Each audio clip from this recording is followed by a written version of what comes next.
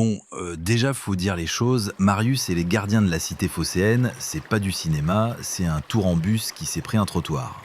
Un film qui ressemble à une carte postale mouillée, un peu effacée, oubliée dans un coffre de Twingo diesel. Et pourtant, je te jure qu'il y a un cœur qui bat là-dessous. Faiblement, certes, mais il bat.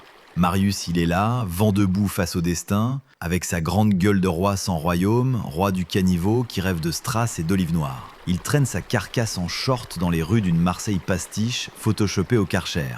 Il vend du rêve aux touristes dans un bus qui ressemble plus à un cercueil roulant qu'à un carrosse. Et là-dessus débarquent 3 minots.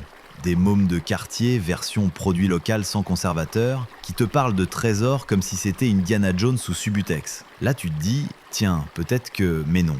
Le film freine des cas de fer. Il t'envoie dans un rallye sans carte, sans boussole et surtout sans dialogue qui tiennent plus de 2 secondes au crash test du réel.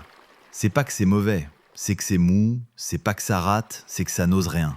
Ça veut faire de l'aventure avec du papier mâché, de la comédie avec des punchlines écrites sur les serviettes d'un kebab, et dans tout ça, tu sens la sincérité, une forme de gentillesse dans l'intention. Mais le cinéma, mon pote, c'est pas les bonnes intentions, c'est le feu. Et là, le feu, il est sous l'eau.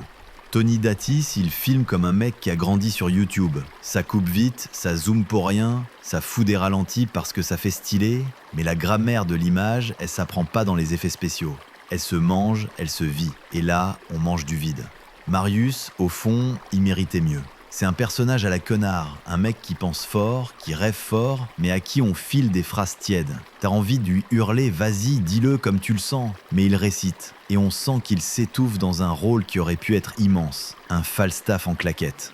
Et les gosses, ils sont mignons, mais pas crédibles. Ils récitent aussi, comme s'ils avaient appris leurs répliques dans le bus de Marius entre 2 bouchons sur le Prado. Le film aurait pu être une fable. Un conte social avec des tripes, des silences, de l'amour qui gratte. Mais il a choisi le divertissement light, le pastis sans alcool, le cinéma de compromis. Et le problème du compromis, c'est que tu finis souvent par perdre ce qui fait que t'existes.